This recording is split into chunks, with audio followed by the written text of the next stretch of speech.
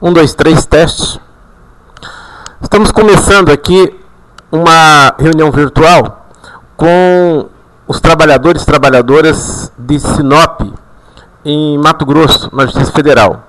Então nós vamos falar aqui, dar uma falinha sobre a nossa revisão salarial.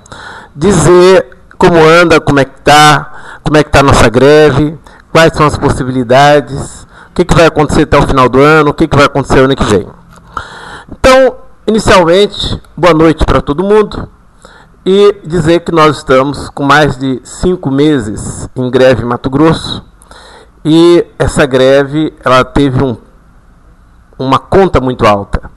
Nós tivemos o corte de ponto no TRT, no Tribunal Regional do Trabalho, desde dia 7 de junho, quando a greve se iniciou. Essa foi uma das contas que nós estamos pagando. Estamos com a liminar, mas não temos garantia ainda de que se vai manter esse impedimento de corte de ponto. Mas, entre outras coisas, nós nunca tivemos realmente um objetivo de conseguir o PCS, a revisão salarial, através de uma greve em que ficou a Bahia, Mato Grosso e o Pará no eleitoral. O objetivo aqui em Mato Grosso, e em outros lugares também, era fazer uma ponte para esperar outros estados também aderir à greve. E, nesse sentido, nós conseguimos vitórias parciais nesses 5 meses. A greve, como é que foi a greve nesses 5 meses? Inicialmente, nós tivemos uns 2 meses de greve muito forte em Mato Grosso, nos 3 órgãos. Depois da greve, lógico, depois de 60 dias, à medida que todos os outros estados voltaram, depois de 30 dias, nós aguentamos 30 dias muito fortes, praticamente sozinhos, e após isto começou a greve a diminuir.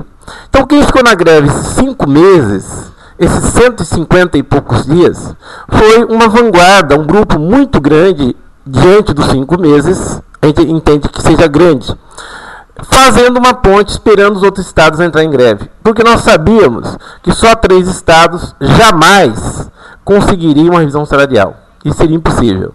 Mas dentro desse período, nós conseguimos algumas vitórias. Eu vou elencar aqui no mínimo 3. Primeiro, nós conseguimos tirar o Peluso, presidente da STF, do armário. Ele estava no armário e não saía de lá de jeito nenhum. Nem cutucado com vara o homem saía. E não saía, e não dizia, e não apoiava a nossa revisão salarial, sob o argumento de que ele é formalista, aquela história toda que todo mundo conhece do Peluso. Então, uma das grandes vitórias nesse período foi fazer o Peluso sair do armário e dizer: eu defendo a revisão salarial. E até que ele vem e faz uma entrevista de 40 minutos, filmada e impressa, dizendo que realmente os servidores do judiciário tinham que ter aumento, já que estavam há 5 anos congelados com salários, e também que tinha que ter um aumento antes dos juízes. E isso repercutiu muito, e os juízes ficaram enfurecidos, principalmente as associações de juízes. Então, nesse sentido, foi uma grande vitória.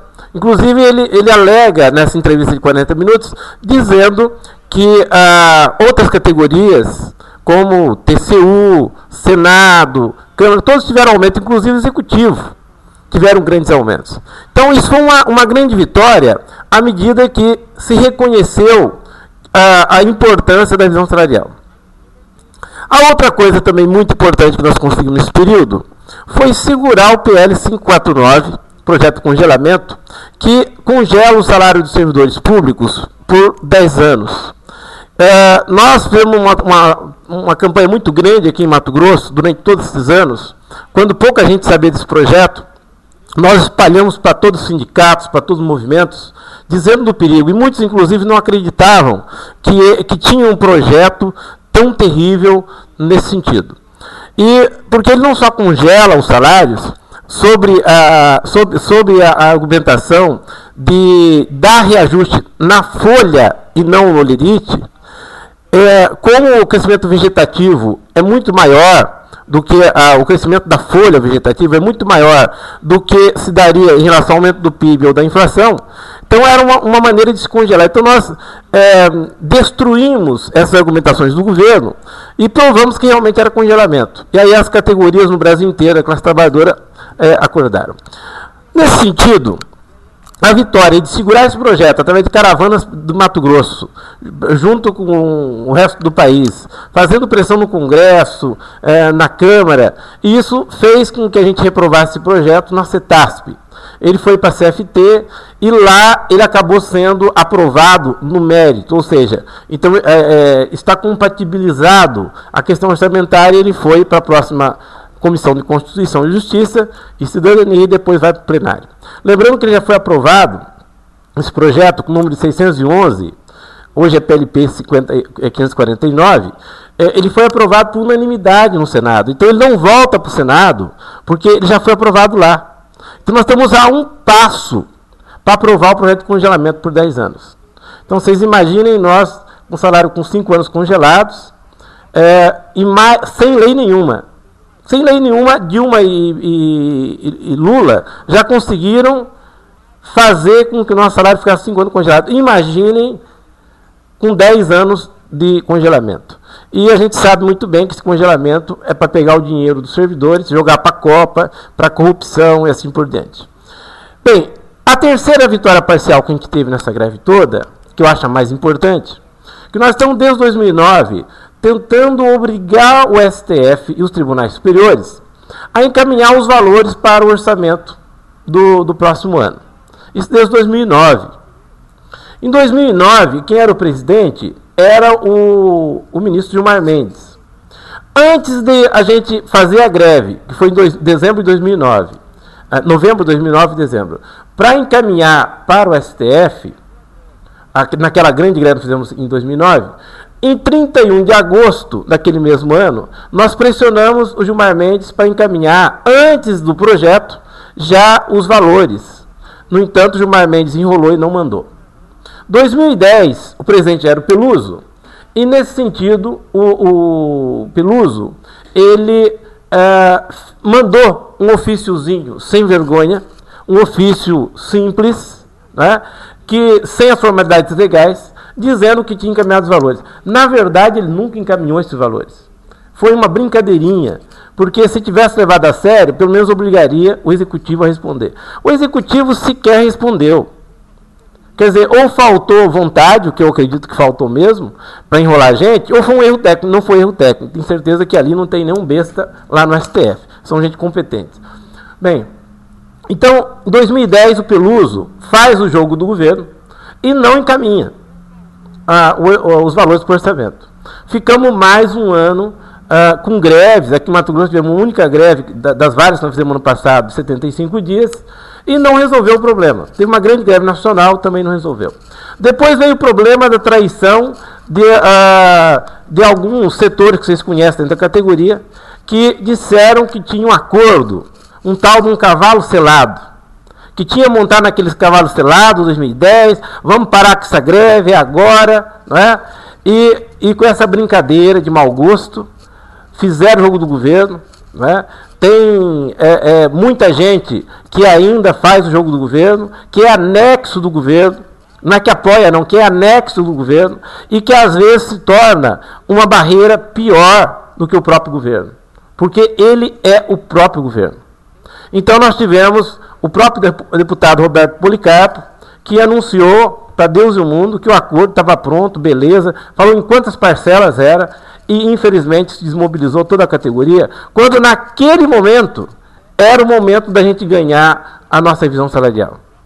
Bem, então a grande vitória que eu entendo nesses 5 meses de greve vem quando o Peluso manda os valores para o orçamento.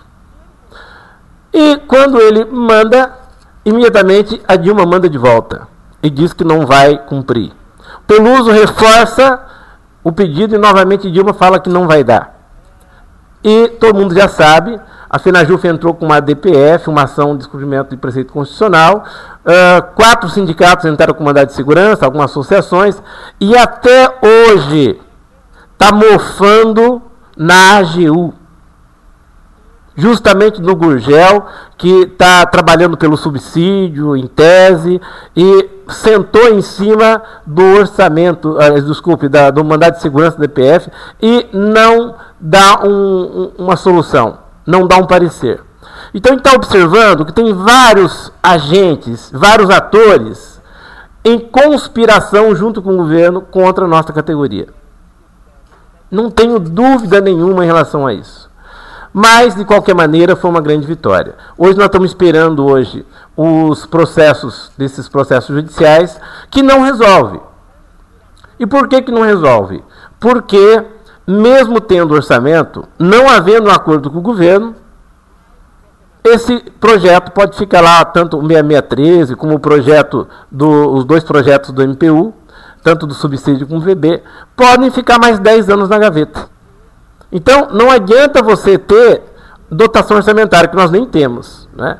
Então, a grande vitória que eu acho foi conseguir encaminhar esses valores de verdade para o orçamento, em que pese que no PELOA, no Projeto de Orçamento Anual, que é o projeto 28, acabou não constando, né? E ali, para quem acreditava em divisão de poderes, quem aprendeu lá no direito, né, sabe que aquilo é tudo mentirinha. Então, todas aquelas lições dos franceses sobre repartição de poderes, para quem acreditava, não acredita mais.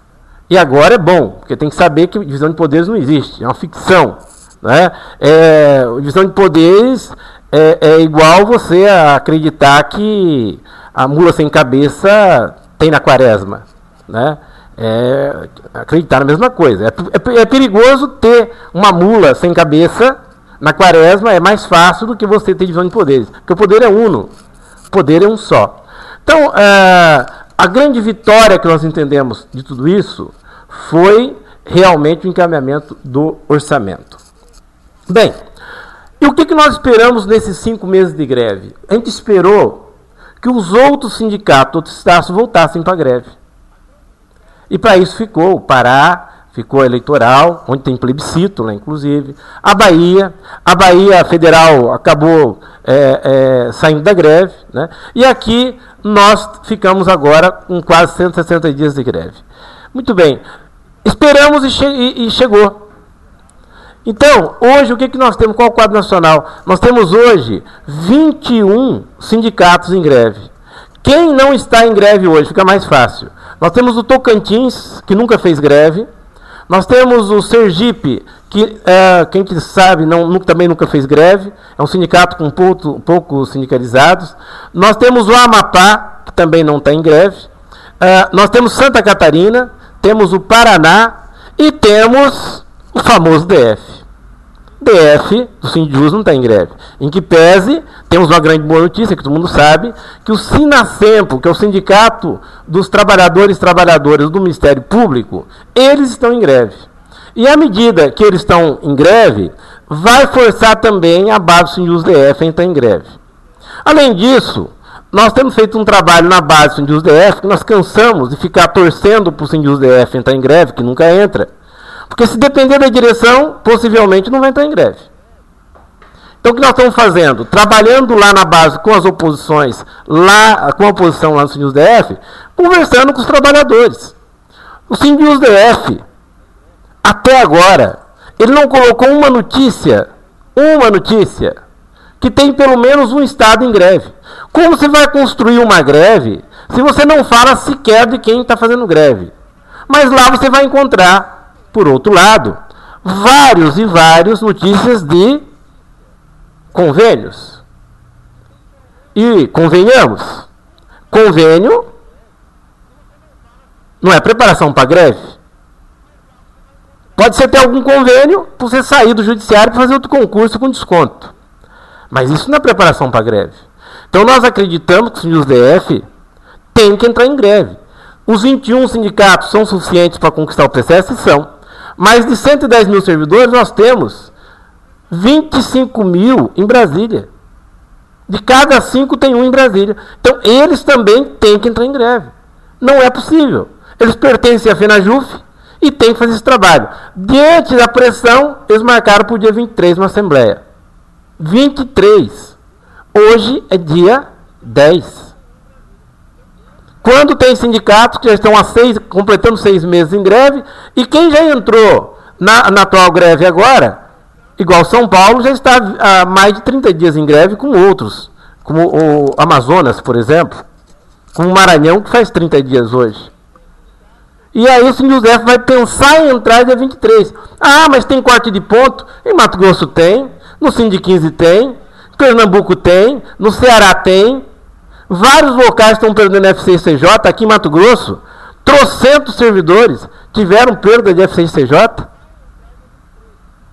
Estamos com corte de ponto no TRT retroativo. Se cair a liminar, nós vamos perder 5 meses de salário. 5 meses. Então o Sindusef não tem que vir com essa conversa de que pressão. Pressão todos têm. E nós queremos construir junto com o Sindusef, com a direção, uma greve forte. Agora, nós temos que apostar nisso. Ontem nós estivemos participando de um ato no Sindusef lá em Brasília, junto com eles, né? E acho que tem que começar a trabalhar nesse sentido. Realmente movimentar. Nós já tivemos, por exemplo, 2 vigílias, por exemplo, lá no STF, que não tinha nenhum participante do Sindusef, como se não existisse. Isso é uma vergonha. Afinal, o Sindusef pertence ou não pertence à FENAJUF? Ou eles são uma federação à parte? Se são uma federação à parte, então ou a gente muda o nome do Sindusef, da FENAJUF para Sindusef e vamos todos filiar no Sindusef, então. Nós temos 30 sindicatos filiados à FENAJUF e ninguém é mais que ninguém. E dificuldade todos nós temos. Então nós estamos querendo perguntar o que está acontecendo em Brasília. 21 sindicatos em greve e Brasília não entra. E aí nós fazemos um chamado também, não é só Brasília. Vamos puxar a orelha aqui do Paraná, vamos puxar a orelha aqui de Santa Catarina, puxar a orelha do Pará, que também tem que estar em greve através do Amapá, porque o Amapá pertence ao Sindicato Pará, e os outros. Mas o Sindusef é evidente, 25 mil servidores. Eu já vi em Brasília 5 mil servidores na rua. Então por que a gente não vê mais isso? Então, gente, esse é o quadro nacional. No quadro estadual aqui em Mato Grosso, está dando gosto de ver. Nós estamos com uma média de 90 a 100 pessoas nas assembleias todos os dias. E na federal, nós estamos com as varas em greve. Só tem uma vara que ainda não aderiu, que está estudando. Todas as outras entraram em greve. Nós estamos com a turma recursal em greve, com a digitalização, com o protocolo, nós estamos com a distribuição, e temos vários setores, então, em greve na federal, além dos oficiais de justiça, da Justiça Federal, que também estão em greve, e há muito tempo. Na Justiça Eleitoral, nós estamos completando 4 cartórios no interior em greve, nós estamos com a sede do TRE, com uma grande greve na sede do TRE, e na Justiça do Trabalho, nós estamos com todas as varas em greve. São 9 varas na capital, todas as 9 estão em greve. Tem uma em Várzea Grande, uma única em Várzea Grande. Essa única vara acabou de abrir, é uma vara nova, já estão em greve. E no TRT nós estamos com os oficiais de justiça todos em greve. Quem está de greve não recebe mandado judicial. Não recebe, portanto, estão abrindo mão da indenização de transporte, porque entendem que acima da indenização de transporte está a revisão salarial. Entraram em greve, todos que entraram em greve, nenhum está recebendo mandado. E, portanto, vai ter que cumprir, quando acabar essa greve, vai ter que cumprir esses mandados depois, no seu carro, sem ganhar absolutamente nada. Mas estão dando a cota de sacrifício, porque sabem que se não fizer, não vão ter a revisão salarial. E lá no TRT nós estamos então, com todas essas varas oficiais paralisadas, temos greve no protocolo, nós temos greve na presidência, nós temos greve no pleno e em vários outros departamentos, só para citar aqui. Nós temos no núcleo de conciliação, nós temos greve, temos no planejamento estratégico, ou seja, a greve é uma greve que está muito forte. Por que essa greve ela está se radicalizando e se fortalecendo? Por causa do cenário. Nós estamos num cenário que não é muito ruim. É um cenário catastrófico. Nós estamos num cenário catastrófico. E nós vamos colocar aqui por que esse cenário é catastrófico. É tão catastrófico que os juízes repararam nisso há muito tempo. Os juízes, que não são bobos nem nada. Os juízes entenderam e perceberam já no começo do ano de 2011 que eles não iam conseguir nada. E partiram para o ataque. E nós tivemos pela primeira vez na história do judiciário a primeira greve de juízes. Histórica. 2.000 juízes da Justiça Federal no Brasil inteiro pararam no dia 27 de abril. No dia 27 de abril, primeira greve histórica no judiciário no Brasil. Nesse período, então os juízes paralisaram, aqui em Mato Grosso, 15 juízes federais, todos pararam, e 2.000 no Brasil inteiro. Não repercutiu. Repercutiu na imprensa e tal, mas não conseguiram nada. Aí eles fizeram uma nova radicalização, mas agora não só juízes federais. O que eles fizeram? Eles fizeram a radicalização de parar também no dia 21 de setembro. No dia 21 de setembro, além de parar, de realmente paralisar, eles fizeram o seguinte, foram para Brasília fazer uma passeata. 2.000 juízes novamente, mas agora, juízes em passeata, juízes federais, juízes do trabalho, promotores e procuradores. Todo mundo unificado, todo mundo em passeata lá em Brasília, e lá em Brasília, naquele sol desgraçado, de longe assim, o pessoal fazendo palavras, já parecia até que era a categoria dos trabalhadores judiciários, de terno, todo mundo de terno. Bem de longe, parecia a turma do MST, só que tudo de gravata e terno. Né? O pessoal bradando palavras de ordem. 2.000 juízes em Brasília em passeata, foram lá na Câmara, conversaram com o presidente da Câmara, não adiantou nada. Conversaram com o Peluso, só lero-lero. Diante disso, o que os juízes fizeram? Não tem mais jeito. Então nós vamos radicalizar mais ainda. E depois eu falo sobre essa radicalização. Mas em suma, por que Dilma ela está oferecendo zero para a categoria dos servidores?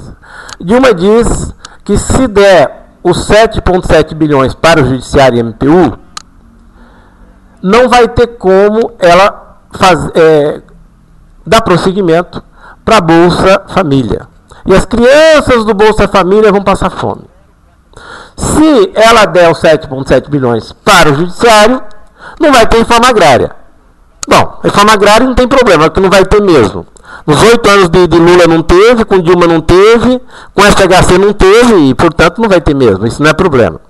Aí ela fala que vai faltar alimentação nas escolas. Mas fundamentalmente, ela diz o seguinte, que tem a crise internacional. E ela sabe da crise internacional, que a crise não chegou aqui ainda, nós estamos no pleno emprego. A crise internacional vai chegar o ano que vem. Mas ela, na desculpa da crise internacional, na verdade ela quer que nós, da classe trabalhadora, nós servidores, paguemos a conta. Vamos relembrar em 2007, quando iniciou a crise do capitalismo. Talvez a maior crise do capitalismo, que talvez supere até 1929.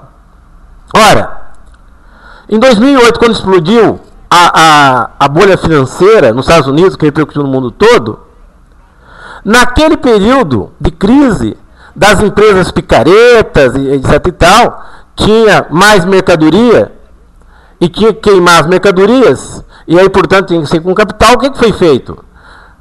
Os governos injetaram 34 trilhões de dólares nas seguradoras, nos bancos, para o sistema capitalista não quebrar. Mas esse dinheiro foi fabricado aonde? Na esquina com o Zé Mané que falsificou nota? Ou os dólares falsos dos Estados Unidos? Não. Isso foi dinheiro do Tesouro, dinheiro público. Passou a correr picareta no mundo inteiro, em vez de acabar com a fome, que podia acabar com a fome 7 vezes, acabar com a fome no mundo inteiro. Preferiu dar para os banqueiros, para os empresários picaretas. E conseguiu dar um tempo, a crise diminuiu e agora vem com força, em 2011, na Europa, nos Estados Unidos, na Ásia, na África, e ela chega então o ano que vem ao Brasil. Só que como a Europa e os Estados Unidos, a crise vem antes de nós, que nós estamos trabalhando com commodities, então nós trabalhamos com soja, trabalhamos com minério de ferro, petróleo, etc. Então, esses commodities salvou esses países, como a Índia, como a Rússia, que é petróleo, e o Brasil, os BRICS e tal, porque trabalha com commodities. Tendo commodities, é evidente que você atravessa a crise porque você vai fornecer commodities para a China. O grande problema é que essa crise voltou e pegou a Europa de calça curta. Nos Estados Unidos, de cada 5 pessoas tem um desempregado. Nos Estados Unidos, a última vez que o povo foi para a rua foi para aplaudir Martin Luther King. Isso há 60 anos atrás, 50 anos atrás. E o povo está voltando para a rua nos Estados Unidos. Na Europa, na Grécia, com 1 milhão de pessoas em volta do Congresso, mesmo assim, eles aprovaram leis que tiram a estabilidade do servidor público, que demite o servidor público e que reduz o salário do servidor público. Com 1 milhão de pessoas em volta do Congresso. Porque tinha que salvar os banqueiros. Salvar os banqueiros. Essa é a meta. E na Europa? O que está acontecendo na Europa? A Itália está falida, está quebrada. Portugal já quebrou, Espanha já quebrou. A Itália está com 40% de seus jovens desempregados. Na Espanha, 20% da população quantitativa está desempregada. E aí você tem, por exemplo, na Inglaterra, gente queimando carro, queimando casas, queimando prédios. Porque é bonito, porque é democracia? Não. Por causa da crise, que não tem futuro. Na África, norte da África, e nos países ali da Primavera Árabe, saíram porque queria democracia? Óbvio que não. Também. Mas o motor essencial, o combustível, qual é? É a juventude que não tem futuro nenhum. Todo mundo desempregado. Se fosse só por democracia, então nós tínhamos que pegar fogo primeiramente, era na Arábia Saudita, por exemplo, e tantos outros países que nós temos aí. Então não é só democracia, é crise mesmo. E essa crise chega o ano que vem aqui. E como será essa crise o ano que vem? Essa crise no Brasil não vai ser o tsunami que o Lula falou, que era a marolinha. Essa marolinha do Lula, quando ele falou em 2007, em 2009 no Brasil, porque ela sempre chega um ano atrasada em relação à Europa e Estados Unidos, ela chegou aqui, essa marolinha do Lula, um país que estava começando a crescer com 7% ao ano, retrocedeu a 0,2 negativo o crescimento do PIB. Isso significa que a próxima crise vai ser igual ao próximo da Europa. De pleno emprego, nós vamos ter um grande desemprego, apesar dos commodities, e aqui no Brasil nós vamos ter um problema grave, porque hoje nós somos o anexo da China. Nós estamos mamando no cordão umbilical da China, exportando commodities. À medida que a China ela enfraquecer, o Brasil está morto. E a China está desaquecendo, porque o mundo inteiro está desaquecendo. De níveis de 2 dígitos, ela está passando o crescimento para 8, 7. Isso é um péssimo sinal. E à medida que a China recua, ela tem uma febrezinha, nós morremos de pneumonia. Porque hoje o nosso ar todo vem da China. Toda a nossa exportação é para a China. E com isso, nós tivemos então um grande impacto. Teremos um grande impacto em relação a isso. Então, o que nós vamos ter no Brasil? Nós vamos ter desemprego, servidor público teria que pagar a conta. Isso vai acontecer? Não, já aconteceu. Lula, vendo a crise de 2007, o que ele fez? Colocou o projeto de congelamento, o 549. O 549, nesse projeto, ele congela o salário por 10 anos, como eu falei. E o Lula, antevendo a crise, ele já pensou, vou congelar o salário dos servidores desde já, para evitar a crise. Então não vai acontecer lá na frente, já está acontecendo. PLP 549/2009. Crise. Só que a crise não acabou. E a crise não vai acabar tão cedo. Então, para o ano que vem, nós teremos problemas gravíssimos. Então, você imagina se... mas eu tenho estabilidade. Estabilidade relativa, primeiro. Segundo, essa estabilidade pode ser quebrada a qualquer momento. Nós temos o 248, PLP 248, PLC 248, que ele, através da análise comportamental do servidor público através da instituição da competência, da avaliação. Se você for mal avaliado em 5 anos, você pode, alternado, você pode ser mandado embora sem direito de defesa. Se for 3 vezes, você também vai ser, direto, você também vai ser mandado embora. Então, com isso, quem vai te avaliar? Vai ser o teu chefe, ou alguém até que nem trabalha. E se você trabalha muito, como é critérios subjetivos, manda você para a rua. E o congelamento, ou até diminuição de salário, não sabemos até onde vai, que quem fica com salário com 5 anos congelado, imagina. Então Dilma está dizendo, não vou dar dinheiro para o judiciário, por quê? Porque tem uma crise grande que instalada. Não está instalada, vai ser instalada ainda. E se ela não quer dar dinheiro agora, imagina o ano que vem. O ano que vem, então, aí ela vai ter toda a imprensa, que ela já tem, contra o nosso reajuste. E aí ela vai poder culpar a crise. Porque a crise vai estar em todos os lugares. Então, todo esse processo do governo, do PT, do PMDB e seus aliados, PCdoB, etc., de não dar aumento para nós, tem a ver com a crise. E tem a ver com o que vem pela frente. Nós vamos ter 2014 Copa do Mundo em 12 estados. Isso significa que nesses 12 estados vão ser despejados bilhões e bilhões de reais, e bilhões e bilhões de reais em construções e corrupções. Por exemplo, nós temos agora, cada semana, um ministro da Dilma é mandado embora pela Dilma, que agora é a dama da vassoura. Quer dizer, um governo corrupto desse ainda sai com a fama que está acabando com a corrupção.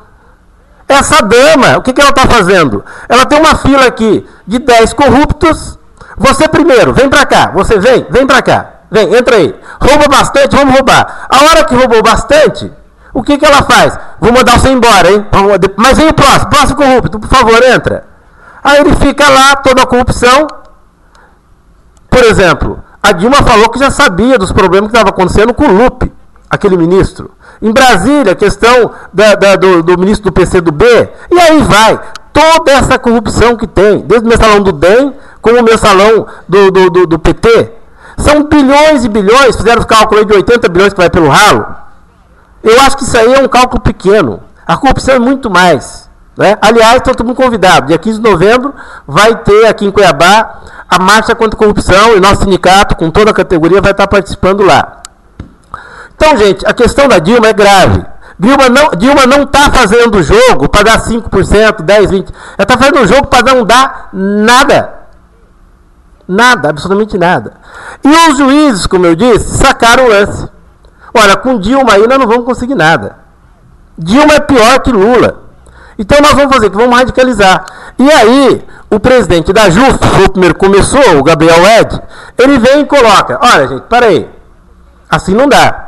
Vamos radicalizar e vamos entrar em greve. E aí fizeram uma assembleia dia 17 de outubro, que determinou a greve do dia 30 agora. Eles vão parar o dia 30 e não vão citar, não vão intimar a AGU, todos os AGU são 3 milhões e 200 mil processos, não vai ter uma única citação. E eles querem realmente ferrar a AGU, que vai estar com os prazos todos amontoados e na semana, inclusive, de conciliação. Radicalizaram. E aí temos duas coisas. A Ana Matra também seguiu, que vai paralisar o dia 30, também dos juízes federais, né? E através do Henry, que é o presidente, aderiu à greve. E aí temos duas coisas a considerar. Por que os juízes radicalizaram e como radicalizaram? Primeiro, juiz não tem direito à greve. Greve se determina através de um sindicato que faz assembleia, que faz todas aquelas formalidades legais e a categoria aprova a greve. Juiz não tem sequer sindicato. Portanto, a greve do juiz legalmente é ilegal. Ou seja, analisando juridicamente é ilegal. Além do mais, você deixar de fazer um ato, como não citar ou não intimar, isso pelos advogados, a Associação de Advogados Públicos, isso é prevaricação. Então seria até um crime. E os juízes peitaram tudo isso e fizeram o quê? Colocaram simplesmente o seguinte: olha, nós não queremos saber se é crime, não queremos saber se greve é legal ou ilegal. Nós vamos fazer e pronto. E por que nós vamos fazer? Nós vamos fazer baseado naquilo que o Torinho Neto disse. O que o Torinho Neto disse? Quem é Torinho Neto? Torinho Neto não é o Zé Mané, não é um Zé Mané, não é um juizinho qualquer. É o desembargador do TRF1, um dos 10 membros do CNJ. O que ele disse no artigo? Ele citou em outros termos que o governo não verme, porque ele não respeita a divisão de poderes. E não respeita o judiciário à medida que ele pega o orçamento do judiciário que foi enviado e a Dilma simplesmente faz de boba e diz que não foi enviado. Então o Tourinho diz o seguinte no artigo dele, que tem que radicalizar, tem que entrar em greve, tem que pisar nos vermes, porque à medida que os caras colocam como verme, tem que se aceitar ser pisoteado. É isso que o Torinho Neto coloca. E com essa fogueira toda e com essa gasolina toda, os juízes radicalizaram. Porque sabia que com Dilma não ia ganhar nada. Nada, absolutamente nada. E os juízes conseguiram. Antes do dia 30, já foi dado ontem o sinal verde para os juízes e eles vão ter um aumento de 5,2. Lembrando que nessa estrada, os juízes foram contra o nosso aumento. Vergonhosamente foram contra o nosso aumento. Não só com a Frentas em 2009, quando reduziu a nossa tabela de 80% de ajuste da inflação para 56%, colocaram um subteto de 75% e por aí afora. Então a Associação dos Juízes fez várias atitudes, tomou várias atitudes vergonhosas contra a nossa categoria do Judiciário e MPU. Simplesmente disseram que nós não merecíamos nada, que nós tínhamos revisão, que tem um monte de gente que ganha mais que juiz. E é verdade, tem 500 pessoas no Brasil que ganham mais que juiz. E essas 500 ganham por decisões judiciais dos próprios juízes. Mas eles não falam dos CJs, que são eles mesmos que nomeiam, todos os CJs. Não é servidor que nomeia CJ. É o próprio juiz. E ele não se rebela contra o CJ, contra a nomeação do CJ. Por isso que a gente quer, inclusive, eleição do CJ. Acabar com essa palhaçada de CJ. Então, os juízes, eles fizeram certinho. Radicalizaram. A palavra é radicalizar. Os juízes fizeram corretos, em que pese que fizeram errados, atacaram a nossa categoria, mas o deles fizeram certo, fizeram o caminho correto da radicalização. Tem lei, eu não quero saber de lei. Não pode fazer greve, vou fazer greve. Ameaçaram de cortar o ponto, corta. Foi isso que os juízes fizeram. A STF ameaçou por 2 vezes cortar o ponto deles. Então, gente, é isso. Dilma não vai dar para nós também. Já bateu o martelo há muito tempo que não vai dar. Vai dar é zero. Mas de que forma? Ela aceita, sim, dar aumento em forma de subsídio. E de GIDI também. E também de gás, ela aceita. Mas também aceita de VB. Ela aceita dar um reajuste para todo mundo de 0. Você pode escolher o modelo e pode escolher a parcela, ela paga até vista. 0. Dilma aceita 0.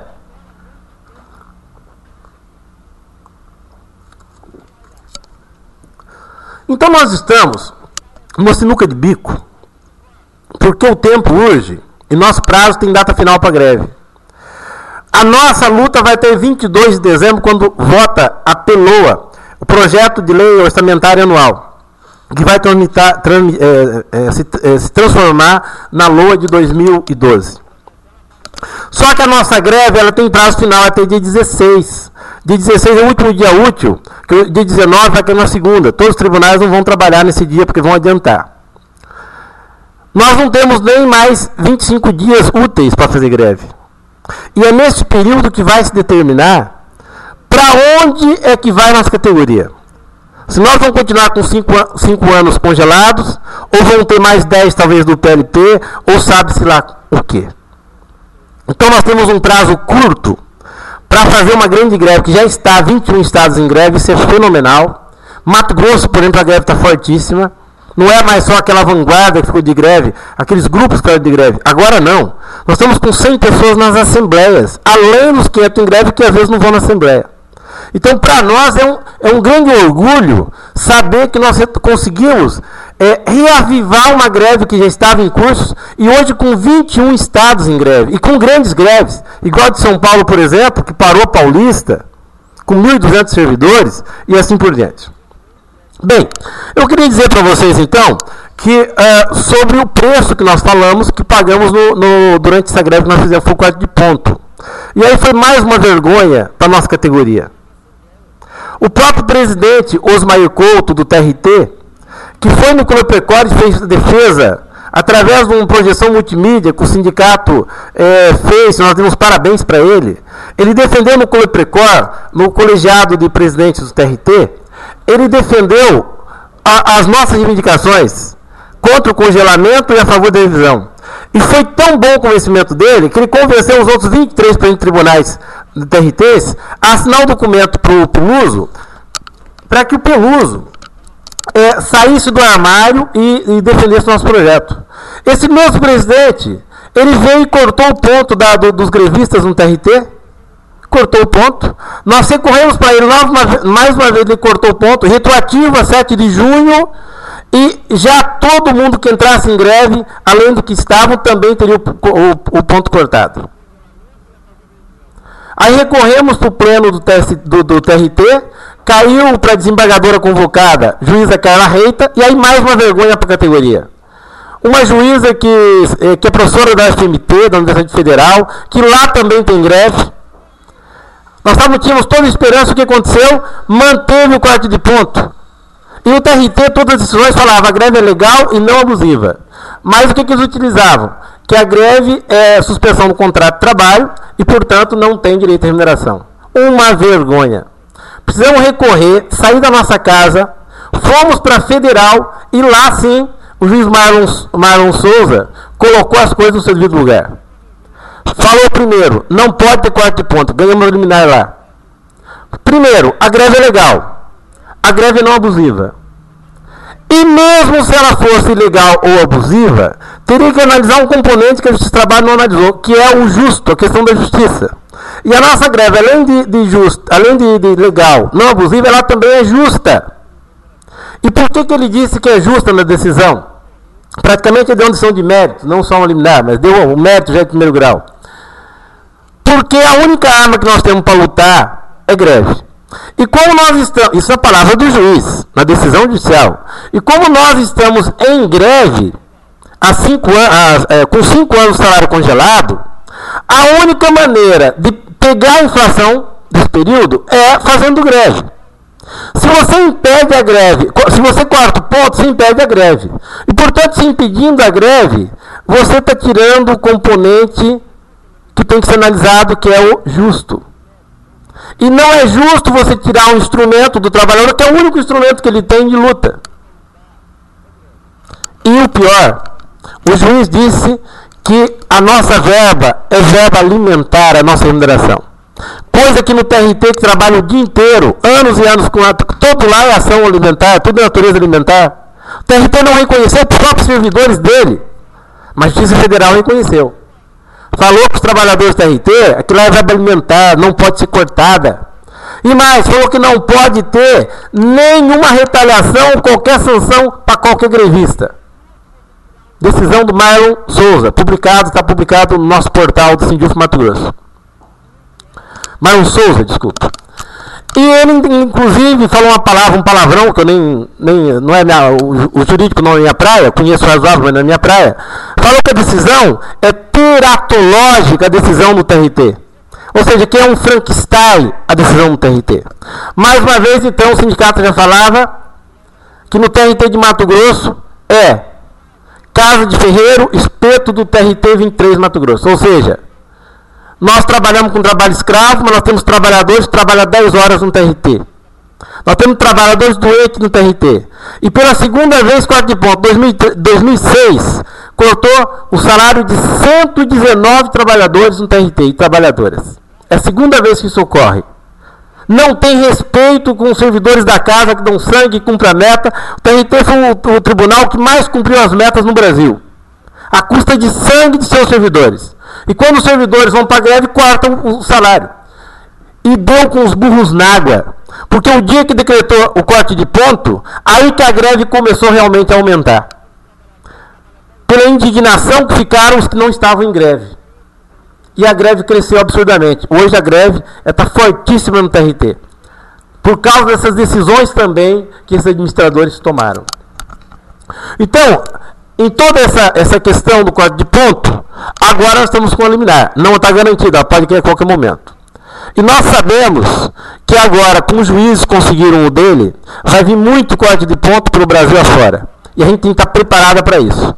Que venha o corte de ponto, mas que a gente resista no Brasil inteiro para a gente conseguir nossa revisão salarial. Aí eu queria dizer o seguinte, como é que vai ficar a questão do Sindusdf? E se o Sindusdf não entrar em greve? Vai ter que entrar em greve de qualquer jeito. E aí eu digo, e sempre falo para a base do DF, tem que entrar, não tem outro jeito. Não cai em conta do vigário dizer que não vai mandar cartinha para deputado vai resolver. Ou dizer que radicalizar. Vamos radicalizar? Vamos. Não, em vez de 12 cartinhas, vamos mandar 24 cartinhas agora. Isso não resolve, moçada. Isso é piada. Não se consegue construir, não consegue você conquistar alguma coisa, você mandando cartinha para deputado. Isso é piada. Vamos protestar contra Dilma, contra Peluso, contra os inimigos da categoria. Esses são nossos inimigos. Mandar cartinha para deputado, o que vai resolver isso? Os deputados, já conhecemos 503 membros lá do Congresso. Não, nós apoiamos. Mas depende da Dilma. Ou seja, então é tudo um esforço inútil, não dá, tem que radicalizar, como os juízes fizeram. Os juízes nos mostraram como nós devemos fazer. Nós que temos décadas e décadas de luta, não aprendemos ainda. Os juízes aprenderam, sempre foram no nosso vácuo nas nossas lutas, sempre se aproveitando das nossas lutas, sempre eles colocavam, nós íamos com a nossa carreta, nossa Scania, e eles vinham com o Fit 147 atrás de nós. No vácuo, eles chegavam lá na frente das greves e conseguiu deles. Esse ano eles deram com os burros na água porque eles tentaram ir sozinhos e se ferraram. Agora que eles radicalizaram, descobriram o caminho das pedras e conseguiram antes da gente. Então nós temos que fazer a mesma coisa com os juízes. É radicalizar, fechar onde tem que fechar. Que feche, mas nós temos que radicalizar ou nós não vamos conseguir nada. Está claro isso. Os juízes já nos deram a prova disso. Então o Sindusdf tem que entrar em greve, não tem outro jeito. E o que os juízes conseguiram foi 5,2%. Nós é 0%. E ontem, nós tivemos em Brasília na CFT, mais um teatro pedindo para colocar em votação, e nós tivemos lá para a resistência, mais um teatro, que a gente sabe que é puro teatro, né? Que toda vez fala que adia porque não tem orçamento, é óbvio, né? Então, todos os deputados do governo, todos os deputados do governo estão fazendo joguinho com a gente. E quem tem esperança com o Policarpo, com o Reginaldo, desce da égua, amarra a égua ou o cavalo no toco, porque daí não sai coelho. O próprio Policarpo já falou que fez a GAGE, a revelia da categoria nacional que defendia VB, fez a GAGE. O que virou a GAGE? Era 170% do maior salário, base, depois falou que era do salário inicial, voltou para 150%, e falou que apresentava um relatório só quando tivesse acordo. Não teve acordo, ele apresentou a si mesmo, e estamos nós aí no zero. No zero. Então não vamos acreditar em Saci Pererê. Não vamos acreditar que deputado de governo resolve o problema. Deputado do governo é deputado do patrão.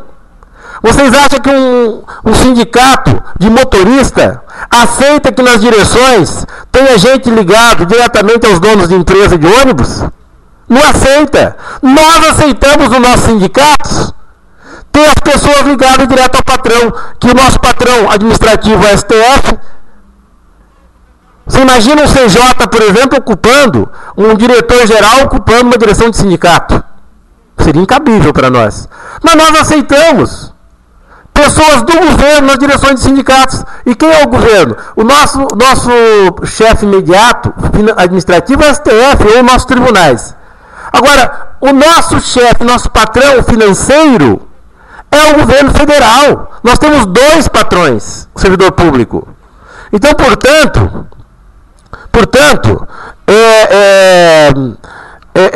nós estamos recebendo aqui uma pergunta: por que Brasília não parou ainda? Eu vou dizer porque Brasília não parou. Porque se depender da direção, não vai parar nunca. A não ser, toda vez Brasília foi assim. Somente quando a base veio e levantou a greve nacional forte, aí eles entram. E normalmente sai antes dos outros. Por exemplo, na última greve estava todo mundo bombando, né?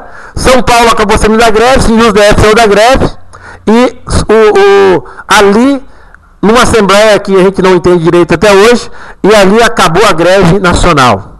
Então, Brasília não entrou ainda, já deveria ter entrado, está tarde, e tem que entrar de imediato. E para isso nós temos que ir lá para a base de Brasília 5, nós estamos fazendo, panfletar lá para os trabalhadores, e junto com a oposição lá do SindusDF, fazer com que todos entrem em greve em Brasília.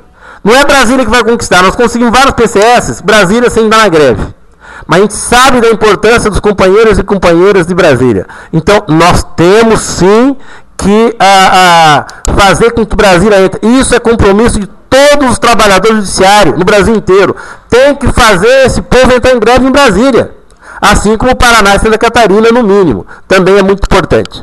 Bom, gente, nós vamos encerrar aqui dizendo o seguinte: nós tivemos na CMO ontem, em Brasília, uma caravana de Mato Grosso, outro teatro, nós sabíamos que não ia dar nada, foi adiado para hoje, e hoje, infelizmente, nós já sabíamos disso, todas as emendas foram rejeitadas. 0 coco para todo mundo. E o do juiz está garantido. Então, nessa situação aí, o que vai sobrar para nós? Fizemos o comando de greve ontem, lá em Brasília, quebrou o pau no comando de greve, porrete em cima do SindusDF, todo mundo de porrete, porque ninguém aguenta mais. Né? Então, nós temos que radicalizar com Brasília também. Mas nós vamos ter um ato nacional dia 23, todo mundo está convidado para ir para a caravana, Mato Grosso está mandando uma caravana no dia 23 para Brasília, e lá nós temos que juntar muita gente. No último ato foi pouca gente, foi bom ato, mas tinham 70 pessoas de Brasília, tinha uns 80 de outros estados, isso tirando a banda, tirando os 2 picolezeiros e tal, uns 150, né? Mais gente dos outros estados do que de Brasília. Tem que melhorar isso. Não dá para fazer ato com 150 pessoas com 70 de Brasília. Se nós temos que aumentar, Brasília tem 25 mil pessoas. Agora, tem que ver quem são os culpados. E Brasília tem que ver, o sindicato de Brasília que tem autonomia, quem é da base tem que radicalizar e tem que cobrar da direção. Não venha cobrar de Mato Grosso, não venha cobrar de outro lugar. Agora Mato Grosso está fazendo a sua parte. 5 meses de greve, as maiores caravanas sempre foram de Mato Grosso. Nós ficamos inclusive sem dinheiro, mas não no vermelho, porque nós nunca trabalhamos no vermelho, apesar de nossa camiseta ser vermelha. Nós estamos com fundo de greve agora para manter a greve. Estamos fazendo a nossa obrigação. Indo, inclusive, Brasília, para ajudar Brasília a entrar em greve. Mas se continuar desse jeito, não dá. E ontem, o governo deu a última facada em quem acreditava no governo, quem acreditava em Reginaldo, quem acreditava em Gurgel, em Laura, etc. Esse povo é tudo inimigo da categoria, como é Peluso, como é Dilma, como é todo mundo. Como são os presidentes de tribunais, eles são do outro lado. Ficaram enrolando a categoria durante 2 anos, colocando melzinho na boca do subsídio. Chegou a colocar, em relação ao subsídio, o Gurgel fez até um projeto de lei de subsídio. Agora vai, subsídio vai. Vai nada. O que aconteceu com o subsídio? Está mofando lá na CETASP. Ontem o Sinacempo lotou a casa ontem. Um trabalho lindo que fizeram o Sinacempo. Lotaram a CETASP ontem. Foi no mesmo horário da CFT. E o que aconteceu? Não deixaram colocar em pauta para votação. Mas aí o governo falou calmamente: não, tudo bem, vamos colocar em votação. Só que se colocar em votação, a gente rejeita. Então, gente, sem ilusão. Não é subsídio, não é GDI. O governo está pouco se lixando do modelo. Ele não quer dar nada. O juiz também é subsídio. Acabou de dar 5,2 para os juízes. Estão reivindicando mais 14, dá total de 20.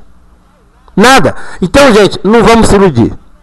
O governo não interessa o modelo. Ele não quer dar nada, porque tem que dar dinheiro para os banqueiros. O governo acabou de dar 18 bilhões por refis de empresas picaretas que deram nó na Previdência. Para desconto na Previdência. Deu 25 bilhões para montadoras de automóvel. O Lula deu 280 bilhões na época da crise capitalista para salvar Aracruz Celulose e a Sadia. O governo manda, inclusive em 2012, mais de 200 bilhões. Para quem? Para banqueiro, para juro. E a corrupção? Quantos bilhões está indo em corrupção? Então, minha gente, para aí. Não adianta confiar nesse governo ou em qualquer governo. São nossos inimigos. E o que vai salvar a gente é a resistência e a radicalização. Só isso. Nada mais nos salva. E nós temos que partir para uma greve com os 21 estados, radicalizar com Brasília, mas radicalizar principalmente contra Dilma, contra Peluso e todo mundo que vem pela frente. Não dá para você mandar cartinha para deputado e vai achar que... Ah, mas eu entro em greve por causa do subsídio. Ora, vai achar outra desculpa. Você defende VB? Entra em greve. Ah, mas eu defendo subsídio, não vou fazer greve porque todos os sindicatos têm defesa de VB. Mentira. O Sinacempo tem defesa do MPU, está fazendo um trabalho lindo lá do MPU para defender o subsídio, está lá o projeto, o governo também não dá. Então, gente, não é questão de modelo nesse momento. Nesse momento, a grande questão é zero. Agora, se você defende subsídio, vai lutar pelo subsídio, continua. Se você defende VB, vai brigar pelo VB. Mas todo mundo tem que estar nessa greve unido pela visão salarial. Se nós ficarmos com briga entre nós já temos afrontas que são nossos inimigos, associações dos juízes nossos inimigos, a imprensa nossa inimiga. Agora não tem outro jeito, é radicalizar, entrar em greve, fechar tudo que for possível.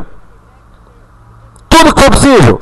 E aguentar a greve. Greve é cansaço, greve é corte de ponto, greve é calor, greve é sol, greve é isso mesmo.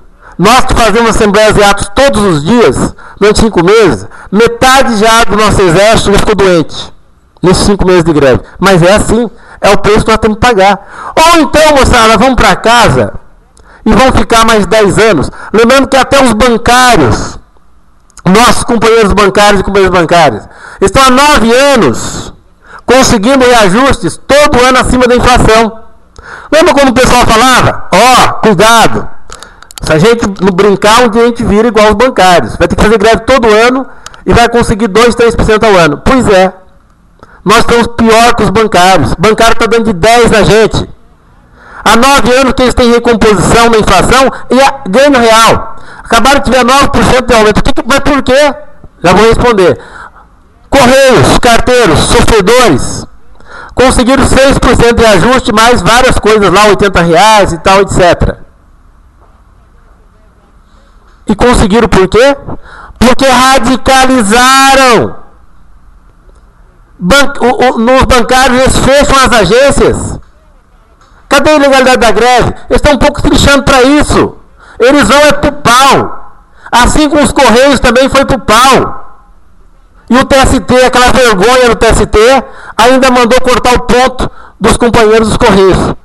Mas está aí. Nós estamos perdendo para Correio, estamos perdendo para os bancários. Daqui a pouco, daqui a 10 anos, nós vamos ver um concurso para o Bradesco e para o Banco Brasil de novo. É isso que nós vamos querer? Esse 56% não vai dar, se for parcelado, sequer para repor a inflação, moçada. Esse projeto é de 2009, era 80%, foi reduzido por juízo para 56%. Não tem mais jeito, gente. Agora é radicalizar. É greve, não tem outro jeito. Um grande abraço a todos.